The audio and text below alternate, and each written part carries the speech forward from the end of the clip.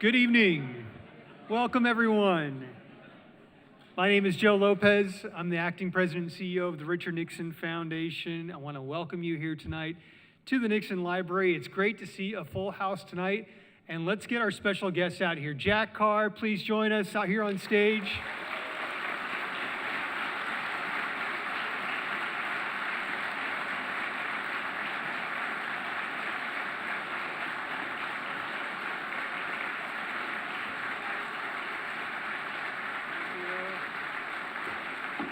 Thank you, guys. Thank you. All right. There we go. We are honored to have so many veterans and active duty service members here tonight. Thank you for being a part of this community. If you have served our country in the military or you're an active duty, can you please stand and be recognized by the crowd here tonight? And you're already standing.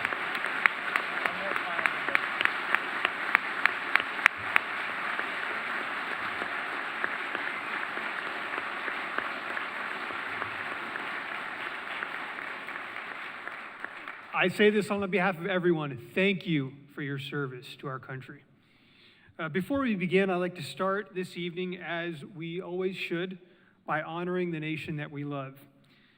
We're going to have a presentation of the colors by the Troy High School JROTC, followed by the singing of our national anthem performed by Ali Solorio. Please stand.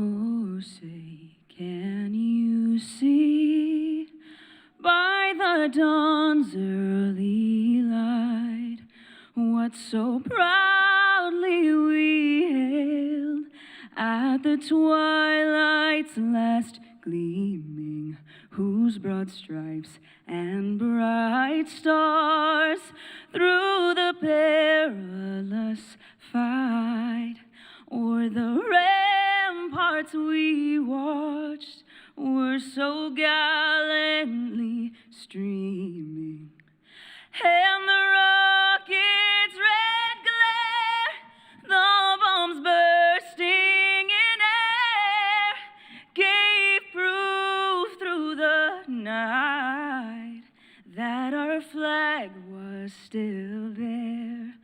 Oh, say does that star-spangled banner yet wave o'er the land of the free and the home of the brave?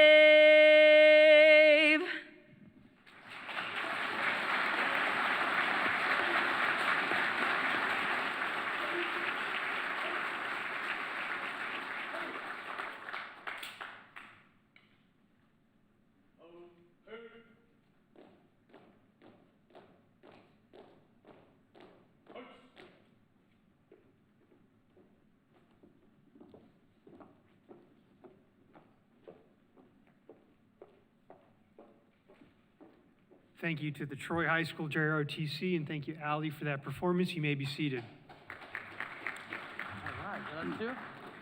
All right. Tonight is going to be a lot of fun. We've got great energy in the room tonight, a great crowd, and I'm going to take a few minutes now to introduce both of our guests. Jack Carr has lived two remarkable lives. First, as a Navy SEAL who spent 20 years serving our country, and now is one of the biggest names in thriller fiction today, and now nonfiction as well. After a decorated career in special operations, Jack took everything he learned discipline, intensity, and precision, and turned it into storytelling that has captivated millions of readers around the world. Of course, you all know his debut novel, The Terminal List, which launched a series that's become a global phenomenon. Since then, he has written bestseller after bestseller, and I told Jack earlier tonight, from now on, the Nixon Library wants to be a stop on every book tour, so. Do it.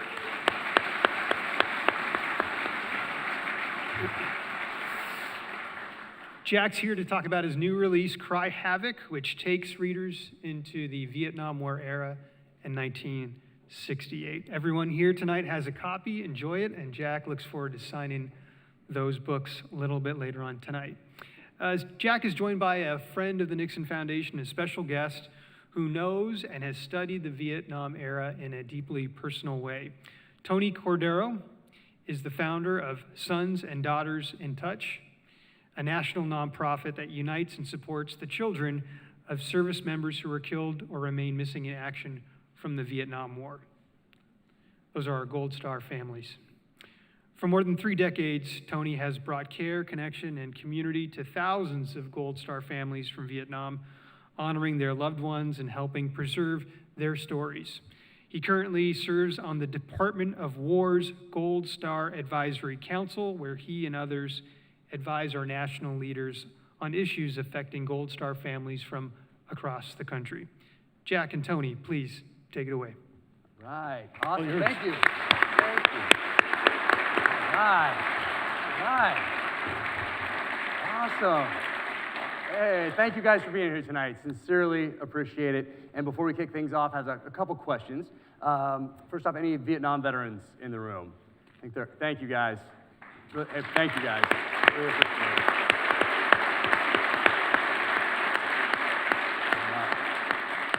And I know there's probably some law enforcement out there. Any law enforcement out here? Yes, sir. All right, thank you guys. Thanks for holding the line. Nice.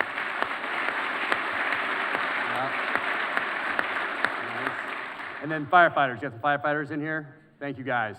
Really appreciate that. Nice.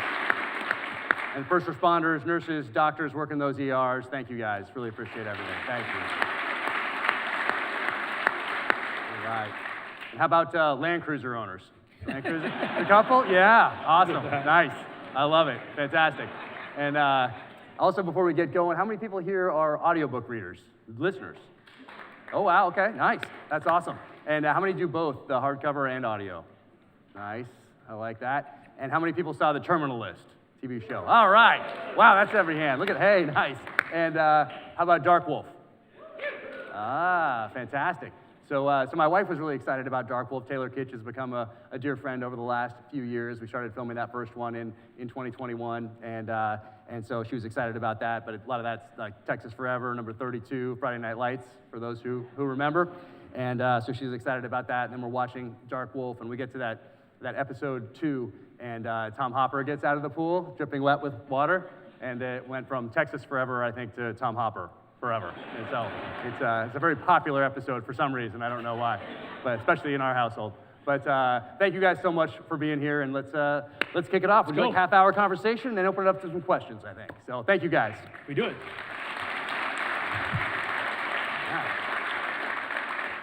First of all, for me, this is a wonderful treat. Not only do I get to work with Jack, and I have read the book from cover to cover, so you're in for a treat if you have not read that yet. But I'd like to know, because the subject is the Vietnam War, and specifically 1968, I think I know where this is going to go, but for everyone in the room who was born after the Vietnam War ended, that was April 30th, 1975, 50 years ago. If you were born after the Vietnam War ended, please raise your hand. That's kind of what I figured. About 50%, right? So for you, you're learning about the Vietnam War in books and on television programs, things like that. And for those who didn't raise their hands, they lived it. And you lived 1968 and all the horrors that took place during that time, and many of them are covered in the book. I can tell you, because I geeked out on this, the book is incredibly factual where it needs to be. The research and the specifics are so precise that you will, if you live during that time, it will take you back to those days that you lived. They weren't pretty times. We know that 1968 was the deadliest, bloodiest year in the war, and the book tells you that. So, a couple of questions for Jack, just to break the ice. You want to tell us about the cross tomahawks? Oh yeah, so the cross tomahawk. Some of you may have heard this story before, but when I was getting out of the military, I had my retirement ceremony, and I gave my kids 4 things. And I'd finished the book at this point. I had some more edits to do. This is June of 2016, but it was done, just refining it, getting it ready to send to Simon & Schuster. And in my retirement ceremony, I gave my kids each a nautical compass and a Bible, and that's to guide them. And I gave them a leather-bound copy of the Constitution and Bill of Rights, and I said, here are your natural rights enshrined in these documents. And then I handed them that Winkler tomahawk, and I said, here's the means to defend them. And so they were kind of young at the time, so I didn't want them to have those tomahawks in their rooms. So I had them in my office just off the bedroom there in Coronado, California, and I had 3 tomahawks right there. And I was doing some refining, and I thought, as I get out, the publishing landscape has changed a bit over the years, and you need to do a little bit more today rather than just write the book, send it to New York, and then start your next one. And I thought, well, I'm gonna need a logo for this. And I was looking at those tomahawks, and I took 2 of them, and I crossed them, put them on the ground, and I took a picture and sent it to Daniel Winkler, who makes the knives and the tomahawks for Last of the Mohicans, and he does that tomahawk for these books as well, the one that I described, the R&D Hawk. And I said, hey, can I use this as a logo when I leave the military? And he said that would be an honor. And it's in the book because I wanted a totem associated with my character. For those who have read First Blood, there's not really a totem in there like the knife that's associated with the character in the movies. That came from Sylvester Stallone, who recognized the importance of having something physical to associate with a character. And I didn't just want to use a different kind of knife. I wanted something that really would speak to the character as a student of warfare, so an ancient weapon made with more modern materials and techniques, and that was the Winkler R&D Hawk. There you go. Thank you. Yeah. So, as a Navy SEAL, were you in Coronado the whole time in your entire career, or did you spend some time in Virginia? Virginia too, so started enlisted in Coronado and then became an officer, went to the East Coast, and then finished back up on the West Coast. A lot of the younger folks who raised their hands may not know that Navy SEALs were referred to as frogmen. That's right. Back in the day. Can you elaborate quickly on that? Yeah, so frogmen, you really call each other SEALs in the teams. You're a team guy or a frogman, and so that's where the title comes from here. Cry Havoc comes from the Shakespeare, but instead of Cry Havoc and Let Slip the Dogs of War, it's Cry Havoc and Let Slip the Frogs of War. And that was something that was on T-shirts when I got to my first SEAL team back in 1997, and it was a saying that the guys had from Vietnam days, so I incorporated that into the book and into the title. And that was my next question. Frogs of War, Dogs of War, That's and Cry Havoc. So explaining that title of the book is appreciated. But I got to tell you, I was a little surprised with all that Tom Reece does in this book, to find that he's 25 years of age at that time. That's a lot for a 25-year-old to do. Yeah, I mean, coming in when you're 18, 19, 20, and then you have another 5 years there. So let's say the early 60s up to 68. So he had some miles on him at this point. He did. There's a film on your website, officialjackcarr.com, called Fathers and Sons, and I'm going to personalize this for just a second, but this 10-minute film, I'll let you talk about, Matthew Broderick is in that 10-minute film about fathers and sons, and it's Tom Reece and his buds instructor playing a game of pool. And at the end of that, they say, and I'll quote them, to fathers and sons, we're frogmen by God, long live the brotherhood. And it spoke to me because there's 2 other Hollywood father and son relationships that I've been glammed onto. One is Tom Cruise as Maverick, chasing the ghost of his father. Tom Cruise as Maverick is a Gold Star son from the Vietnam War. His dad was lost in 1965. You don't see a lot of that in either Top Gun or Maverick. And then in the last installment of the Indiana Jones series, Dial of Destiny, we find out that Indiana Jones, for all the things he did, is a Gold Star father from the Vietnam War because his son Mutt, Shia LaBeouf from the next to last episode, he enlisted in the Army and was killed in Vietnam too. So personally, I want to thank you for that, the father and son relationship. And I can't wait to see how that plays out if this gets to the big screen. Sorry, there's James from MRC is right here, and that's let's give him a hand, actually. It's one of the reasons that we have a TV show. Thanks, buddy. So we'll see. We'll see. We're going to pitch that here pretty soon. That Isn't wasn't right? scripted, I'm sorry. Nice. But do you want to talk a little bit about that 10-minute film and how it bridges the arc between both Cry Havoc and... Yeah, that was really cool. We had, it was during COVID, and these guys got together, and there was nothing really happening in Hollywood. Everything was shut down, and a couple guys got together, and a bunch of veterans got together to make this film. It's based on characters from the books, and they did this father and son thing, and I post about it every Father's Day, because it's a pretty powerful little short film that they put together. And for me, that's always been interesting, and that might be because my father lost his father in World War II.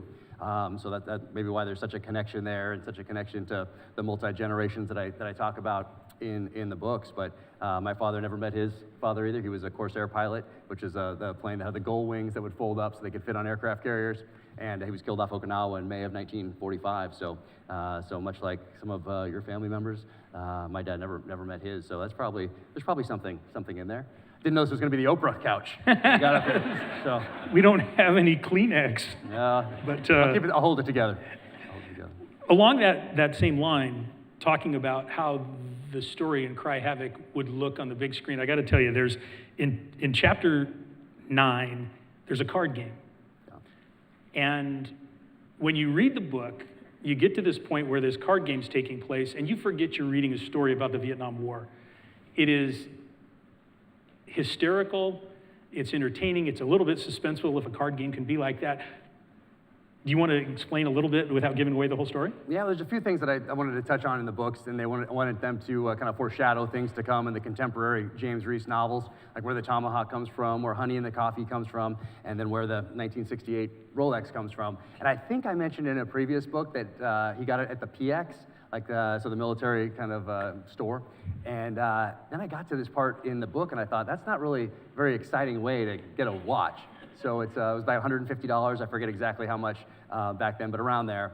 And a lot of the guys would buy the GMTs, or they'd buy the Submariners over at the PXs in Saigon. But instead, I had a Project Delta guy buy one and then lose it in a card game to Tom Reece. So I know nothing about poker, though. My dad's a really good poker player. He went to the World Series of World Championship Poker back in the 80s. But he didn't want us to, I think he didn't want us to lose all our money, so he never really taught us how to play. So I didn't inherit that gene. So I had to do it the best I could. And these guys also, talking to the MACV-SOG veterans that I talked to for this, like John Stryker-Meyer and Dick Thompson and John Plaster, if any of you have watched the podcast that I did with those guys, there were these MACV-SOG rules that they had when it came to poker. And so I morphed that over into Project Delta rules so I could leave it a little ambiguous in case I messed something up, and made these rules really specific to Vietnam, specific to those units, and that's how Tom Reece gets the watch that plays in the other novels that are in contemporary setting. Very good. When I read that, I thought I was reading something with Redford and Newman from The Sting in 1973. It's that's for the old folks references in this room.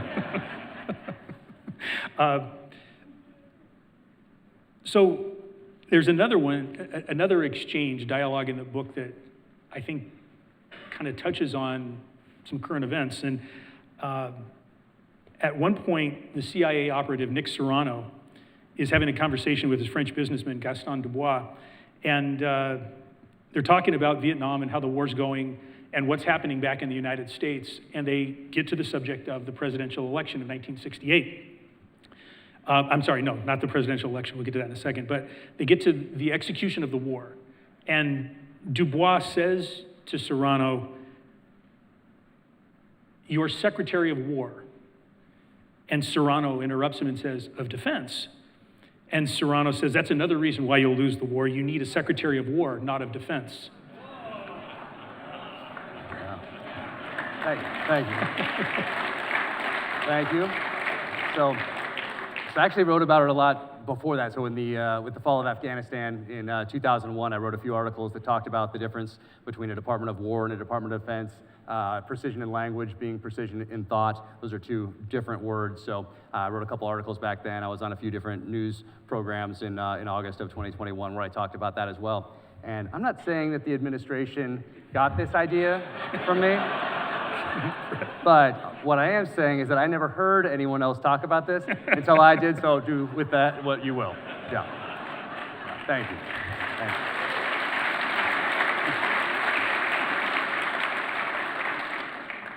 there you go. I wondered about it, I read about it, and I'm like, wait a minute, this is current events. And when did you print this book? Yeah. Chapter 54. There's an exchange that is timely and appropriate for where we're gathered tonight. And this is an exchange, a dialogue between a couple of KGB operatives in Moscow. And this is the subject of the presidential election, 1968. One mentions to the other, what about Richard Nixon? Referring to the presidential election, 1968. What about Richard Nixon? And the first response is doubtful. He does not have a history of winning. 1968 could be the beginning of the end for the decaying West. And the response to that from the other KGB operative is, Nixon has promised an honorable end to the war, whatever that means.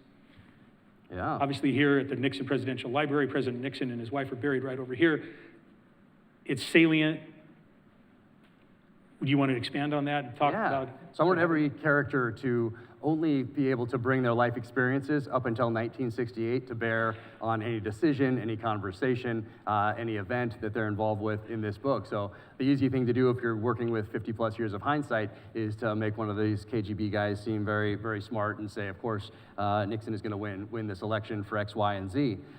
When back in 1968, with the information you had as a Soviet intelligence operative, that would not have been your assessment then. So for me, it was very important to write every sentence in this book through the lens of 1968, and that ended up being a lot harder than I thought. I figured that I knew a lot about Vietnam. I've studied warfare. I've studied the lessons of Vietnam. I thought my parents were kind of came of age in the 60s, so I felt like I had that feel of the era. This was the most tightly outlined book that I had ever outlined to date. So I thought this is going to be go a lot faster, a lot smoother than any of my other novels. And those other ones that have sections that I have to do a lot of intensive research on, like The Devil's Hand. That was one where I don't have any touch point with bioweapons or bioweapons research, so I really had to dive in on that in The Devil's Hand. In the Blood, I knew nothing about quantum computers or artificial intelligence, so I had to write about that well before anyone had heard of ChatGPT. In Only the Dead, this one, I'm still recovering from this. The finance chapters. Anybody here in finance, by the way? A couple people? I'm so sorry. I'm still recovering from all that research, but I wanted someone who had spent a lifetime in finance to know that I at least put the effort in to try to get it right. Last one, Red Sky Morning, satellites, and the different levels that satellites can be in the atmosphere and all that stuff. So I put a lot of research in, but I thought this one, I already know a lot about Vietnam. And so I dove in, and it ended up taking a lot more time than I initially anticipated, which is why we're here in October and not in June when the book was supposed to come out. And the other reason, though, this one's kind of embarrassing, the other reason that we're here in October, not June, is last June, so June of 2024, I took a picture with Joe Rogan after doing the podcast, and we're standing by that werewolf thing, and we take the picture, and I look at it, I'm like, oh, I am in such bad shape.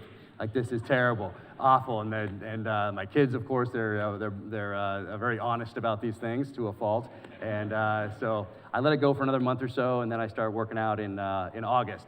So I get back in shape pretty quick. I'm very excited about it. And then in I think January 1st, I have this Rocky IV workout area outside, so I'm digging it out of the snow, getting ready, and then I start to work out, and I think, oh, I think this book was due 30 days ago.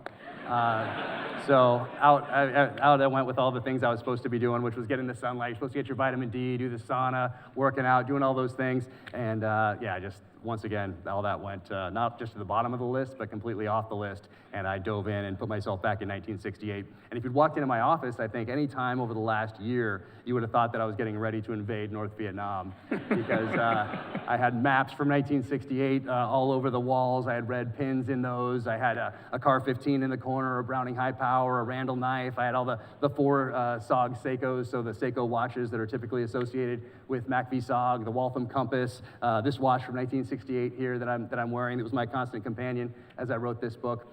Stacks of books everywhere, manuals that the Army used to make for the U.S.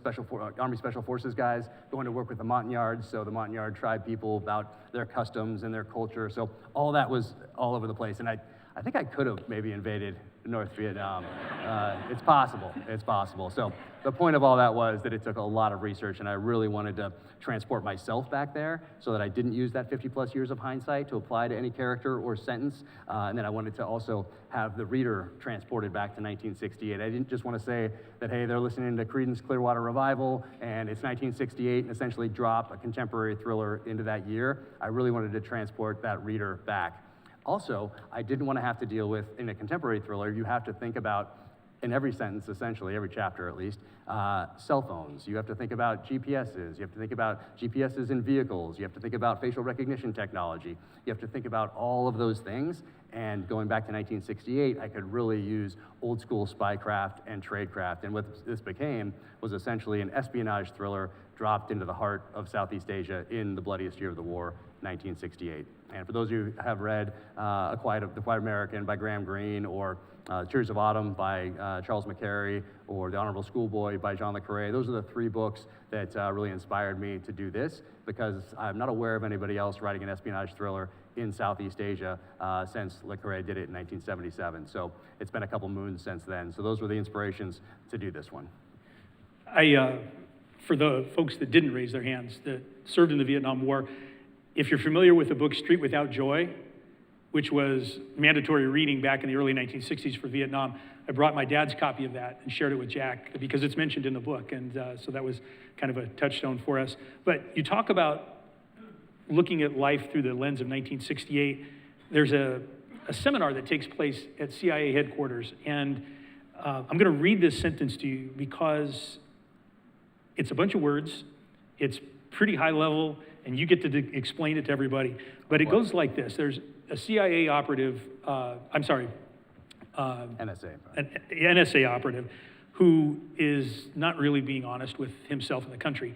And he attends a seminar, and the seminar is about computers as communication tools. That was 1968. But the sentence that grabbed me is this. In short, it seems worthwhile to avoid argument with enthusiasts for artificial intelligence by conceding dominance in the distant future of cerebration to machines alone. In other words, machines are going to do thinking for us. And so in writing that, how did you come up with that seminar? Did it really exist, or where did it come from? Well, the guy who's giving that presentation was an actual person, and he wrote that article where that sentence comes from. So that's a real person. And I did that with a few people throughout the book, just kind of like whoever has read Winds of War, War and Remembrance, which are fantastic books, by the way, historical fiction. And you see the lead up to World War II and all the way through World War II through the eyes of a fictional family. But you get to also meet people who were real, like MacArthur and all these names that we know from the Second World War. So in this book, I brought in a bunch of names that are real. The surfing chapter, all those people are real.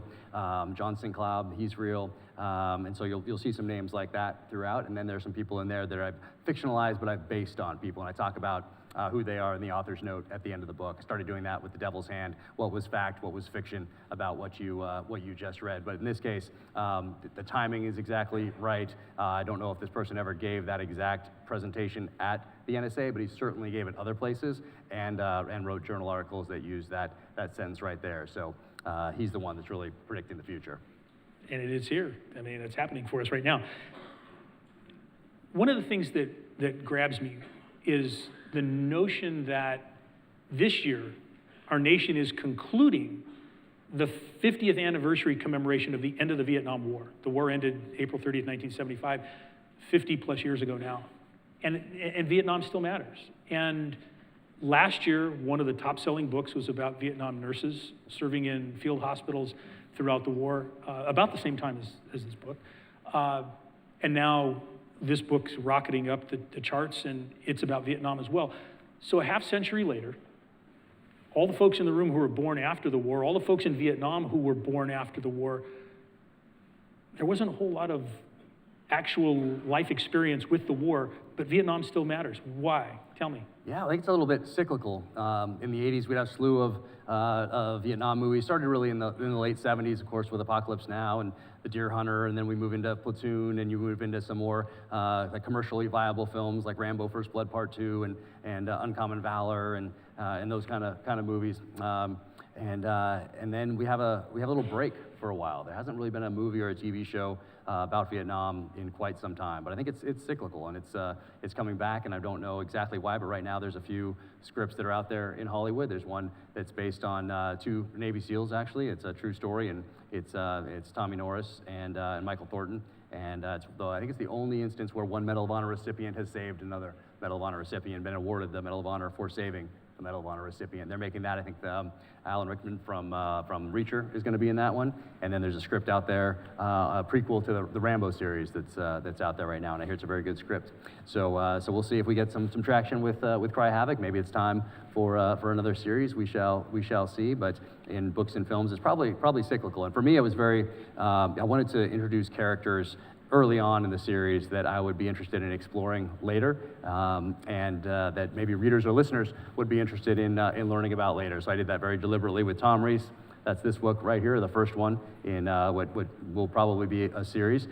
His father, World War II, and then the Hastings family as well. So that takes you back to 3 generations in Rhodesia. So I did that very deliberately so that I could give my contemporary protagonist a break, and then explore his family, how he got to be who he is, and how Rafe Hastings got to be who he was. Because we're all here essentially because we had ancestors who were good at the hunting and the fighting, and also listened to that sixth sense. And I'm always very curious about what makes people who they are. It's not just their experiences; it's their parents' experiences, grandparents, and on down the line. So I was always very interested in doing that, and Cry Havoc will be the first one. My plan, though, was to go 1968, Tom Reece, jump back to James Reece, contemporary, then go maybe Fall of Saigon, 1975, Tom Reece, back to contemporary, then maybe to World War II, the grandfather, then back to contemporary, and kind of jump around like that, then go to the Hastings, then back to James Reece, contemporary. And this took so long, took so much out of me, that I think I'm gonna give it a break for a little while and spend some time with James Reece in a contemporary setting. So that's my new plan. Vietnam was exhausting. On a personal level, do you have 2 or 3 Vietnam War movies that you like or you enjoy? Oh, I mean, of course, like all of them for different reasons, but Uncommon Valor, I got to see them filming that in Kauai, Hawaii back in 1983. I think they filmed it. I think it came out in 84. Maybe my year might be off a little bit there, but I got to see that. It was with Gene Hackman. Patrick Swayze's in there. It's just an amazing cast, so I love that, of course. 1985 was a very seminal summer for me with the Summer of Rambo. So watching that one, Rambo First Blood Part 2, reading the novelization. And also I had another plan was to do Dark Wolf as a novelization. I get that question a lot. So novelization is a book based on a screenplay. And my plan was to try to do that and have that launch with the show. But then this took so much more time than I thought I didn't get to. So I have a new plan now. And my new plan is to try to do that for the launch of a second season if we get one. I hope we will. I think everybody wants to do it. You guys want a second season? Nice. Yep. Nice. Me too. So my new plan is to do a season 1 novelization and a season 2 novelization to launch with season 2. I think that'd be really fun to do. I really just want to do it personally because I collect all the novelizations from the 80s and the 90s that I used to read and love those. So that was my plan. So but we'll see.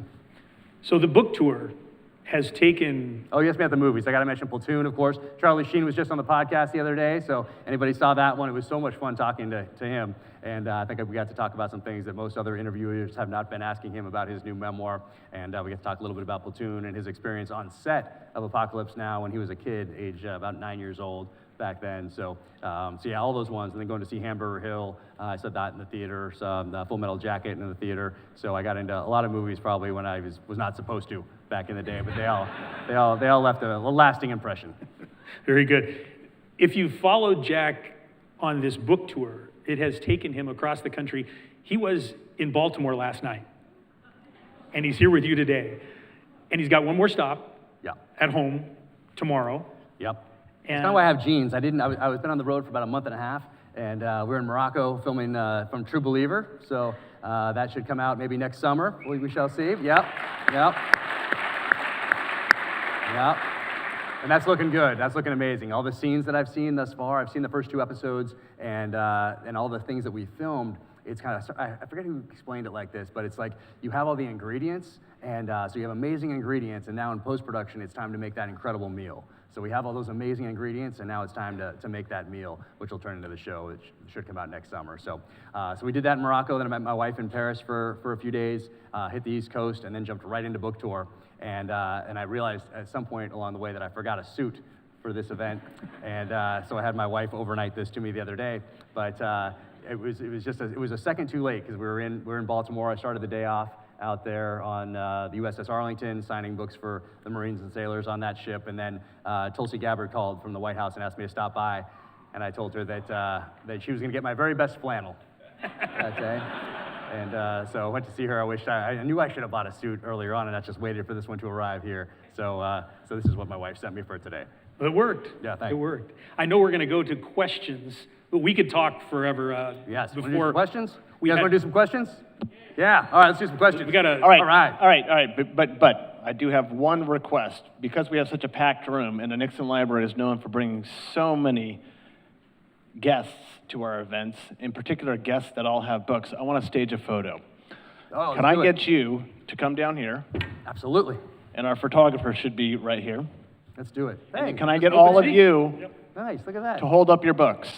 All right. You hold Oh, thank you. And look right here.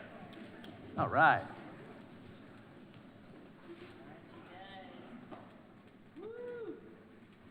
Okay, cool. All right. Thank you. Fantastic. All right, so we're going to get into audience Q&A. You You guys guys, look great, by the way. Thank you. Yeah. All right. not everybody raise their hand at once. We'll get through Q&A. Well, I will get through as many as I can, but we do have to sign all your books. So we're going to make them quick, efficient, no stories, just your question. You, sir, what is your question?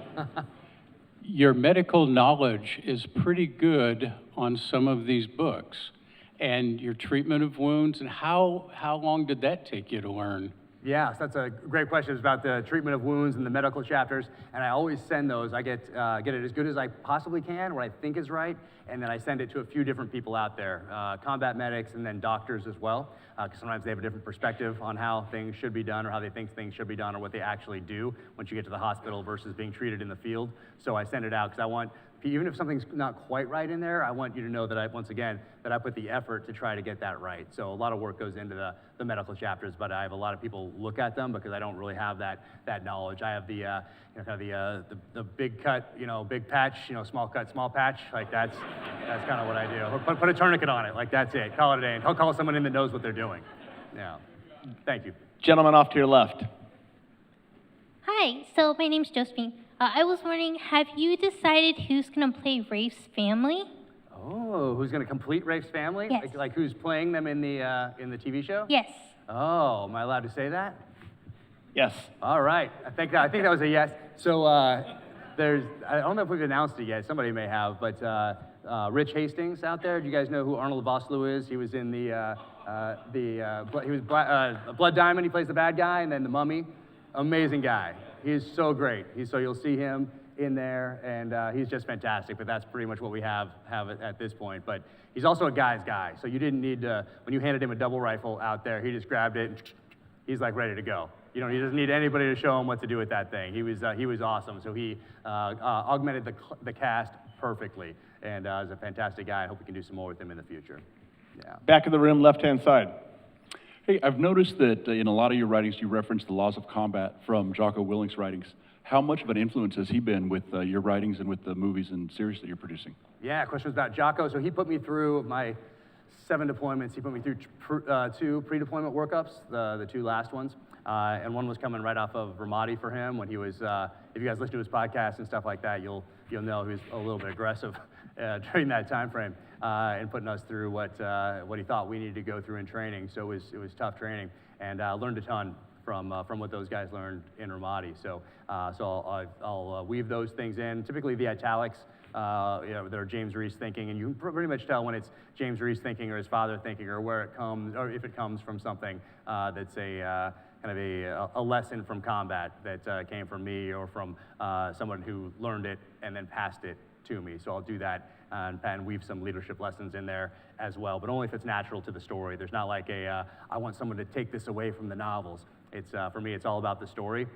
Much like I never think about, hey, what's popular right now, short chapters, long chapters, how do I grab something from the headlines? If I say this, is someone gonna get upset with me? Is it gonna alienate a section of the audience? Or I never think about any of those things. It's all about the story. And I feel if I just focus solely on that story, make it the best that I can possibly be, then I'm honoring that readership and that listenership who's spending time with me that they're never getting back. So that's something I take extremely seriously, and nothing ever intrudes on that. It's all about the story. Back of the room, off to your right. That's really close. Sorry. So they say that comedy comes from catharsis, or catharsis comes from comedy. I can't remember the exact quote. Let's go with it. But how much of your writing comes from both either way? Because there's some moments, especially in the mainline series, where it's just so brutal, and for me at least, maybe I'm twisted, but I can't help but laugh because I'm just like, oh my God, just trying to put myself in James and now Tom's shoes, seeing this go, excuse me, allergies, seeing this go as brutal as it gets, how much, like I said, how much of it comes from comedy from catharsis or catharsis from comedy? Wow, that's a deep one. But I mean, it's all fiction, but when I started writing the book, I didn't realize in everything that I did up until that point, meaning the executive summary that I usually write. And what I do usually is I come up with a title, I come up with a theme, I come up with a one-page executive summary. I ask myself, is this worth the next year and a half of my life? If the answer is yes, then I read it again and say, if someone were to read something similar to this as they're passing through Hudson News in the airport and they read it, would they be willing to invest time in this that they're never going to get back? And if the answer is yes or probably, then that's the story. I turn that into the outline, and then I turn the outline into the narrative. And up in that first book, I knew I'd get the sniper weapon stuff right. I knew that if I didn't know something about a helicopter or another type of aircraft, I could call somebody and they could put me in touch with someone who did. So I knew I'd get the technical stuff right.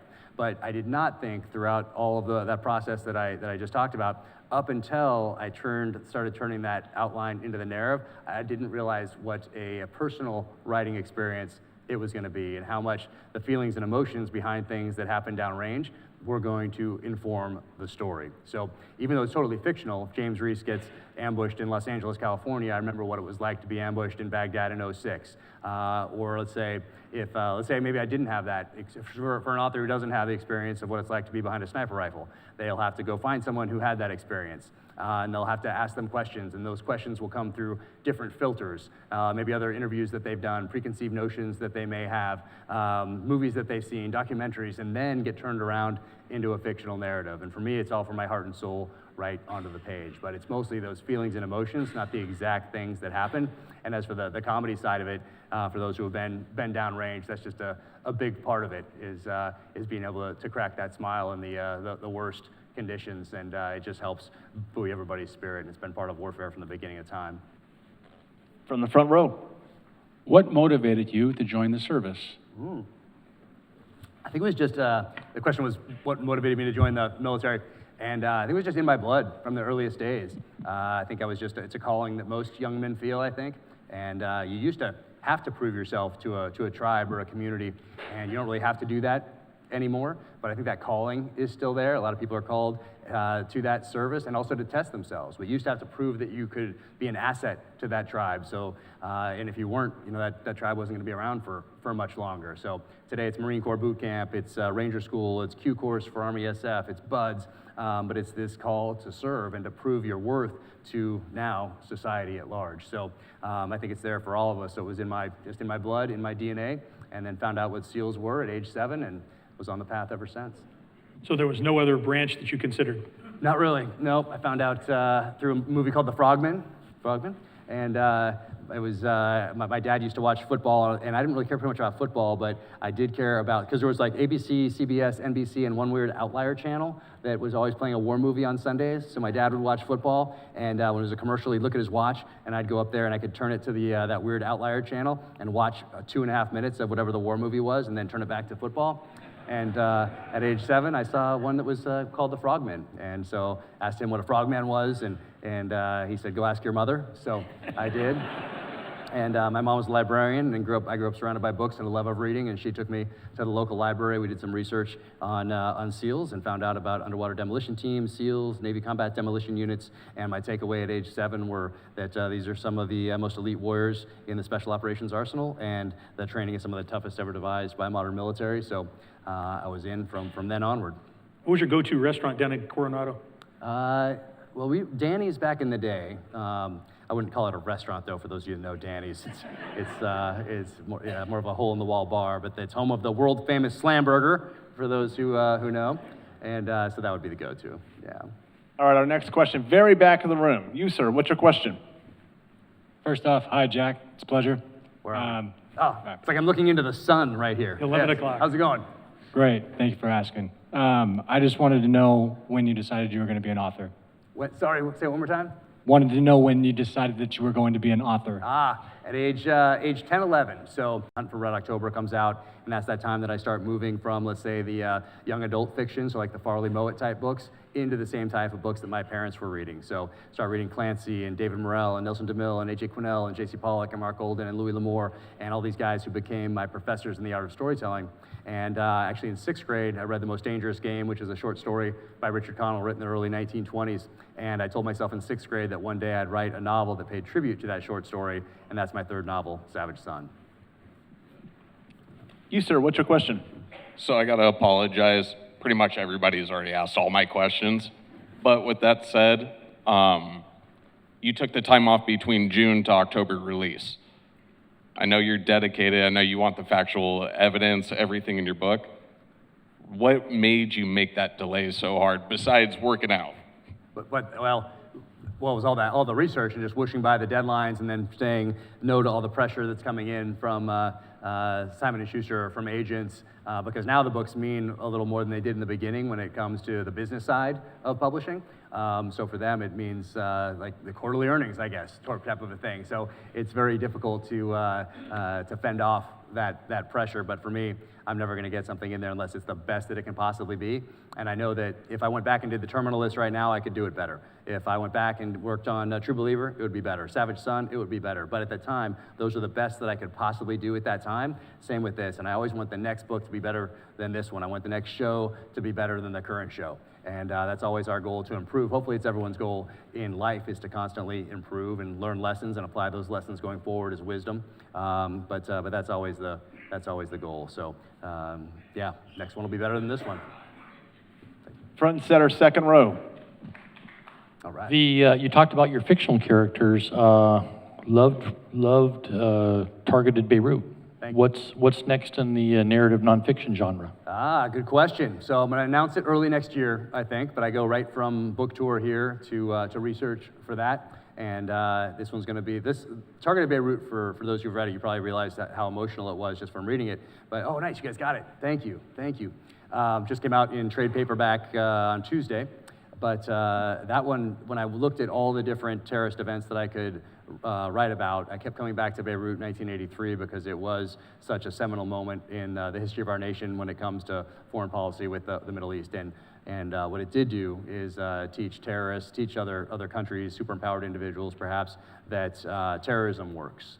Because we talked very tough after that October event in 1983, and then slowly left Lebanon in early 1984. So that told the region and the world really that terrorism works, and those were lessons that were applied going forward and really led directly to 9/11. So but writing that one, that was very emotional because you're talking to family members who lost loved ones, who are opening attics and rooms and shoeboxes full of letters and pictures and audio tapes. People would record themselves on a tape and send it home so we could hear voices of people who we knew would be dead the next day. And it was just really emotional to do that. The book tour was emotional. For those that were here, we had veterans of Beirut 1983 that came to visit here, so it was a lot of hugs and a lot of tears. And then those guys that were there, they were digging through that rubble with their bare hands, K-bar knives, maybe a shovel or a crowbar if they could find it. But this next one is going to be a really emotional one as well. Yeah. Jack, returning to the sunny side of the room. You, sir, what's your question? Yeah, I was hoping you could talk a little bit about the writing process as far as what comes first, if you have the narrative and the outline, and then you kind of come up with characters that help tell that story? And then a quick offshoot, if you just had a character who's been fun to write or one that you hated writing for. Yeah, so the writing process is the one I described earlier. That was my first writing process, and it's stayed the same ever since. I didn't get it from a book or anything like that. I just got it from it was just common sense. It seemed like that's the way to do it. But I don't remain I remain rigidly flexible, I guess. And when that outline, what sounds good in the outline, is not necessarily what's going to happen in the book. I like to know exactly where I'm going. Some things going to happen along the way, but some things change. Like for those who have read, and this is a spoiler alert, so if you haven't read True Believer, and you can put your earmuffs on. And so for True Believer, there's a character, Freddie Strain, and in the outline, Freddie lives. And then I got to that part in the book, and sorry, Freddie, you got to go. So that's just how it. For those who have read The Devil's Hand, there are these two guys in a surveillance van that are following James Reece around, and I knew they were bad guys. So oftentimes I'll have the characters, and usually the bad guys are the new characters because James Reece has disposed of all the other ones in the last one. So those last books, so I get to create new bad guys each time. And these guys were clearly bad guys. He was clearly going to dispose of them near the end of the novel. And then I put them in conversation with one another, and I got to know them over the course of the book. And I got to that point then in the narrative where he's supposed to kill them, and I couldn't kill them. They had to live. They had to make it. So it just kind of goes like that. You get to know the characters as you write, and I typically don't know them until I put them in conversation with one another. So I know so-and-so is going to be the director of the GRU, someone else is going to be his deputy, someone else is going to be kind of the Spetsnaz assassin or whatever it is, but I don't know them until I start putting them in conversation with each other, and that's why I really love doing the dialogue. Back of the room, your left-hand side. Hi, Jack. I noticed my second time through the books, snippets of faith in the character of James Reece. Yeah. Did you add that to add depth, or was your own faith and convictions a part of that? Well, I don't know exactly. I'm not sure. It was natural to the books at the time, so I don't know if I had a different type of faith that would have impacted it, so I just don't know. But that just came very naturally in there. I think it started probably within the blood, I would guess. Conversation. I think it's still my favorite chapter that I've written, probably, and it's just a conversation between Sue Hastings, the matriarch of the Hastings clan, and James Reece, and it's just I put them in conversation with one another, and that's where and I didn't start that in the outline. It didn't say they're going to talk, and it's going to be about it's going to end up being about a lesson on forgiveness. It was just them talking. And that's what it ended up happening, is a lesson on forgiveness. And of course, you get to the end of that book, and you know, I take maybe a little liberties with how that forgiveness is supposed to really be interpreted. He says, "I forgive you," and then he puts that tomahawk through the guy's cranium. You know, but so the answer is I don't know to that, but it was very naturally in there. I just didn't fight it, and it naturally worked into the narratives. But very perceptive of you. Thank you. 1 o'clock. You, sir, what is your question? Multi-part question. What BUDS class were you in? Who was the CO at BUDS when you were there? Did you come right from the fleet and go right into in BUDS, or did you go right out of boot camp to BUDS? And what caused you to transition from being an enlisted guy to an officer? That's 5 parts. Oh my God, that was like 10 questions. Come on. Yeah, who's moderating this thing? Denny Chalker was my Master Chief, and he was actually in The Rock. He was one of those guys that's in Alcatraz, and he's in that shootout with the Marines up top, so he's one of those guys in there. So Denny Chalker, he has a book called, I think it was called One Perfect Op, came out in maybe the early 2000s, I think. So he's my Master Chief, and as an enlisted SEAL, you really don't pay much attention to who your CO is, so I don't know. I forget who he was, but what were some of those other 8, 9 questions? Oh, okay, that's a good one. Yeah, so why I moved from the enlisted side to the officer side. And so back before the internet, you're just doing as much research as you possibly can to figure out how do you get into the Navy, and I thought it was like Forrest Gump. I thought you just walked into the recruiter's office and you just signed up and you walked out the back door, the bus was there, and off you went. And that was not how it was. But there was the dive-farer program I knew from the research that I'd done. There was a book called The Commandos. In the back, it talked about the dive-farer program, which was something that just gave you an opportunity to try out for BUDS in boot camp. And then you signed on for 6 years to get that opportunity. And then what I didn't realize is that even the people who signed on for 3 or 4 years got the exact same opportunity in boot camp. So, you know, you recruiters, anybody's recruiter here knows what you were doing. I know. But I wanted to be enlisted because in the books that I had read, officers typically weren't snipers, and also the power of popular culture from films and television. Every single Vietnam TV show, movie, what happens? The guys there, the enlisted guys there, they're out there, the sergeant's running things, they're doing patrols, and some brand new officer shows up and leads them directly into an ambush, like every single time. So I was like, I do not want to be that guy. I want to learn the trade and then decide later if I want to be an officer. So I did that about the 6.5-year mark. Center section, left-hand side. What's your question? Hey, sir. Good afternoon, good evening. How did you pick the name Reece for your character? That's a very good question, and it's classified.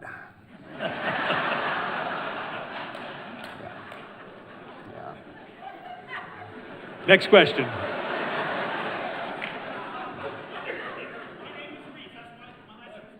Oh, yours is? With a C or an S? With an S? Okay. Yeah, Reece is a C. Just tell everybody you named him after you. We have time for one last question. All right. Because he has been raising his hand and he's been so patient, we're going to take it from this young man. How old are you? 14. What's your name? 14. Tyler. Tyler, what's your question? Sorry, if this is a little inappropriate. I was just wondering if That's all right. if during combat, did snipers ever keep count of their kills? And if so, do you have a number for us? Oh, yeah. Good one. That's a good one. Yeah. Yes. So the answer is yes, but also the other part of the answer is that only amateurs talk numbers. Very well done. Ladies and gentlemen, Yeah. Jack Carr, thank you very much for coming. Thank you, guys. But before we finish up here, first, thank you for that question. Really appreciate it. And for me, when it comes to, are you a reader? Awesome. I love hearing that. So 14-year-old, a reader right here. And we've really seen reading, really 2003 onward, just take this steep dive. And that, of course, corresponds with the rise of the iPhone and social media and all the apps on our phone that keep us addicted and doing this. So really today, the act of rebellion is you pulling out a book instead of pulling out a phone. And it really is an act of rebellion against the digital tyranny of Silicon Valley. So, yeah, thank you. And for you in particular, if you read, that is going to be your superpower. If you keep reading, build that foundation, both nonfiction and fiction. And a lot of people say they only read fiction type or nonfiction type of a thing. And there's really something that you miss out on when you only read the nonfiction, and that's important to build that foundation. But really what reading fiction allows you to do is put yourself into somebody else's shoes and see life through their eyes and develop this compassion and empathy that is difficult to develop other ways. And if you see in our discourse today, both online and also physically, the lack of compassion and empathy in that kind of discourse. So reading that fiction and also reading the nonfiction will really allow you to rocket past your peers. So make reading your superpower. All right? Yeah. Nice. Gentlemen, thank you. Jack will be available up in our front lobby. He's going to be signing these books. We'll see you up there shortly. Right. Thank you. Yep. Well, sorry, last thing before we go is we're in here tonight. Remember, there are those law enforcement, there are the firefighters, there are those first responders out there doing the job, holding the line so we can be in this room together. And also, sun's going down here. It's coming up on another side of the world. And even though we're not seeing, like we did for the last 20 years, what we're doing in Iraq and Afghanistan, there are still people in the military out there. There are intelligence officers out there. And we won't hear about what they're doing unless something goes horribly wrong. But they're out there. So just remember them tonight. And thank you guys for being here. Really appreciate it. Thank you.